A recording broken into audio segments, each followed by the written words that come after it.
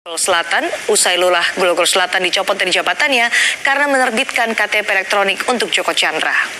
Saat ini, Lurah nonaktif Grogol Selatan, Asep Subhan, sedang menjalani proses Saudara Masyarakat Anti Korupsi Indonesia atau MAKI hari ini menyerahkan foto surat jalan ke Komisi 3 DPR RI. Koordinator, lalu apa bukti yang diberikan MAKI kepada Komisi 3 DPR terkait dengan surat jalan yang disebutkan bagi Joko Chandra? Kami akan tanyakan langsung ke Koordinator MAKI atau Masyarakat Anti Korupsi Indonesia, Boyamin Saiman yang telah bergabung bersama.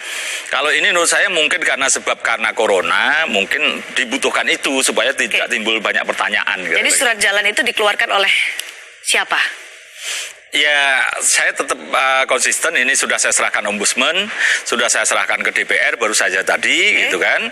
Dan saya tidak akan membuka secara lengkap itu dari lembaga mana, tapi karena ini kepada Komisi 3 jelas ini aparat penegak hukum.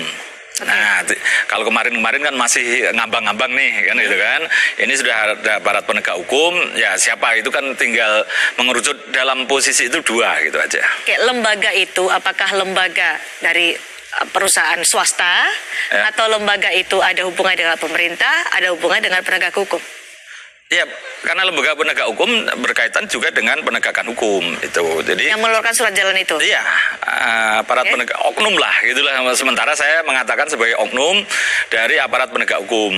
Nah, aparat penegak hukum itu kan masih agak banyak sih, tapi ya biar DPR nanti yang membuka. Dan seperti saya katakan, saya bertanggung jawab penuh itu, dan saya juga bersedia dituntut kalau sampai botong gitu, kira-kira kan gitu. Jadi kan. Anda menjamin keasliannya? Asliannya, karena saya sudah mengkonfirmasi kepada 3 pihak gitu kan, dan sumber saya juga kredibel, karena sudah lama gitu kenal, dan sesuatunya saya yakin beberapa dulu gitu, saya juga mendapatkan sumber dari itu gitu kan. Tapi memang berbeda dengan sumber saya berkaitan dengan paspor, kemarin saya dapat. Terus KTP saya juga dapat gitu kan, karena waktu itu kan ada berita sidang mengajukan PK Pengadilan Jakarta Selatan ada KTP. Nah, dan kemudian ya saya dapat KTP-nya, dokumentasinya kapan dibuat itu kan. Terus masuk juga di pengadilan saya juga dapat memori peninjauan kembali. Paspornya dibuat tanggal 22, keluar tanggal 23. Nah, yang terakhir memang ini yang menurut saya perlu saya ungkapkan karena ada surat jalan. Bagi seorang buron kok dapat surat jalan dari penegak hukum ini, bagi saya kan, saya aja terus terang aja pernah itu minta ke aparat penegak hukum itu, tolong dong aku kan sulit ini mau mudik ini kan, surat jalan lah atau surat keterangan. Saya waktu itu minta surat keterangan bahwa saya lawyer atau istilahnya punya wilayah kerja di seluruh Indonesia, jadi saya bisa terbang kemanapun. Itu tidak dikasih karena memang saya orang sipil gitu lah. Ini orang sipil dikasih gitu kan. Surat jalan yang dikeluarkan Maha gurunya itu yang bisa mengkoordinasikan. Kami ini kan lawyer juga, teman-teman saya punya lawyer juga, ngurusi sesuatu yang kira-kira satu rangkaian ini tidak bisa. Hanya paling kalau ngurus KTP bisa gitu, kira-kira gitu supaya cepet gitu kan, berkaitan dengan PK. Tapi ngurus paspor itu, terus ngurus surat jalan. Nah, terakhir yang terutama terus struktur itu masif dan koordinatif itu ketika ada surat jalan itu lengkap sudah, bahasa saya begitu. Ini kalau tidak ada yang mengurusi dan membantu dalam tanda kutip misalnya, ya katakanlah orang-orang yang pernah berpengalaman, tidak harus pejabat saat ini loh ya, bisa aja berpengalaman di masa lalu yang tahu melihat celah-celahnya. Tapi setidak-tidaknya ini hebat betul ini yang mengurusi. Kalau saya aja yang biasa berkecimpung di dunia anti korupsi dan beberapa agak tanda kutip kadang-kadang mencari data yang sifatnya bawah tanah segala macam, nggak mampu ini mengkoordinasikan semua ini. Menurut Anda apa tujuannya hingga membawa Joko Chandra ada di Indonesia, melakukan perjalanan, bahkan sampai dibackingi? Akan berkeadilan dan tidak hanya tajam ke bawah tumpul ke atas itu kan, karena proses ini nanti akan dibongkar oleh DPR. Setidak-tidaknya kepada yang melakukan diberi punishment seperti Lurah Grogol Selatan dicopot gitu kan. Terus kemudian nanti yang lain-lain juga mestinya di punishment dan semoga tidak terulang lagi. Baik. Menurut Anda dari data-data yang Anda temukan, dari surat jalan, kemudian juga ada KTP elektronik yang sempat dibuat oleh Joko Chandra untuk mengajukan PK, apakah orang yang berwenang ini untuk terlibat? Yang Anda sebutkan adalah backing dari Joko Chandra adalah orang aktif atau sudah tidak lagi aktif?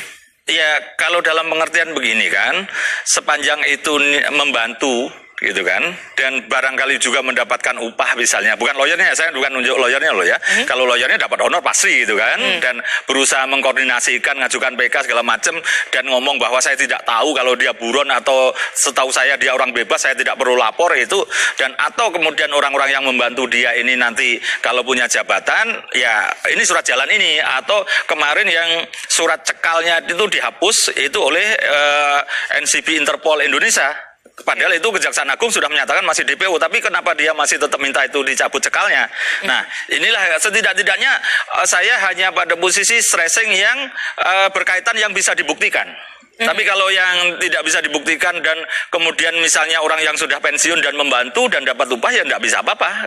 Artinya posisinya ya sekedar orang yang memberikan jasa atas dasar pengalamannya yang cukup panjang misalnya di masa lalu, ya menurut saya itu sah-sah aja sebagai konsultan, boleh-boleh aja. Tapi kemudian bahasanya ya jangan itu gitu loh yang dibantu gitu loh. Ini rakyat kan lagi nggak suka terhadap korupsi, dan siapapun pasti nggak suka dengan korupsi, dengan dalih apapun bahwa dia misalnya itu kan harusnya perdata bukan PK oleh jaksa, tapi ya sekali lagi patuhilah hukum. Baik. Gitu. Tapi data ini Anda bisa menjamin, sekali lagi saya konfirmasi. Track record saya kalau membuka data tidak pernah main-main.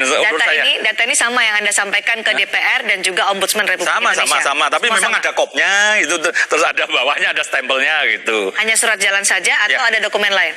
Surat jalan saja, tapi sebelumnya kan sudah yang paspor, yang ini segala macam kan udah. Ini kan yang terakhir. Sudah Anda serahkan kepada Ombudsman Republik Indonesia, kepada Komisi 3 DPR. Harapan Anda apakah ini hanya menguak saja atau menangkap Joko Chandra, atau mungkin ada yang ini Anda inginkan lebih luas dari itu? Iya, apapun kan istilahnya, kita kan malu terhadap proses ini. Ternyata kita sangat permisif dengan terhadap koruptor gitu kan. Nah, kita berharap seperti Maki yang selalu kita dengungkan bahwa pemberantasan korupsi mampu membuat keadilan bagi pelakunya itu dihukum berat dan dimiskinkan kan gitu kan. Ini momentum isu itu ke sana. Kalau tidak dimiskinkan bisa dia kabur dan bisa macam-macam begini. Maka harus dimiskinkan, dihukum berat. Itu utamanya. Apa tanggapan dari Ombudsman Republik Indonesia dan juga Komisi 3?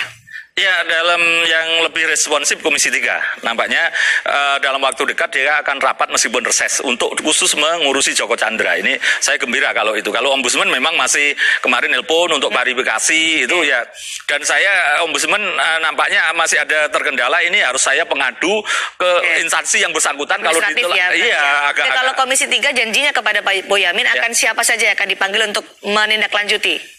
Iya, dari pertama tetap imigrasi, terus kemudian kepolisian, terus kejaksaan. Itu. Dan sebenarnya saya sudah istilahnya tadi agak membuka clue gitu kan. Ketika setuju dengan ini, berarti dari ini, dan ini bukan produk imigrasi, jadi tinggal dua ini aja. Bukan produk imigrasi, tapi ada dari lembaga yang dipanggil oleh DPR besok, imigrasi, kejaksaan, polisi. Itu clue dari Anda ya. Baik, terima kasih Pak Boyamin telah berbagi informasi bersama kami. Dan saudara, kami akan lanjutkan nanti perbincangan terkait dengan buronan Joko Chandra, tapi kami juga sedang dikaji dan dievaluasi oleh Presiden Joko Widodo. Kita lihat dalam era pemerintahan Presiden Joko Widodo, ada 96 lembaga atau komisi yang dibentuk melalui undang-undang hingga peraturan pemerintah atau presiden. Dan dari jumlah itu, saudara, terdiri dari lembaga eksekutif, lembaga yudikatif, lembaga eksamanatif, dan lembaga negara independen. Sejak 2014, Presiden Joko Widodo telah melakukan perampingan sejumlah lembaga. Dari total 120 lembaga, 24 lembaga atau komisi sudah ditutup atau dihapus oleh Presiden Joko Widodo. Dan langkah ini adalah sebagai upaya Presiden untuk menyederhanakan birokrasi. Contohnya, ini adalah nama-nama lembaga yang dihapus oleh Presiden. Di antaranya adalah Dewan Pemantapan Ketahanan Ekonomi dan Keuangan, Komite Pengarah Pengembangan Kawasan Ekonomi Khusus di Pulau Batam, Pulau Bintan, dan Pulau Karimun, kemudian Dewan Kelautan Indonesia, dan Badan Koordinasi Penataan Ruang Nasional. Ini adalah lembaga atau komisi yang pernah dihapus oleh Presiden Joko Widodo.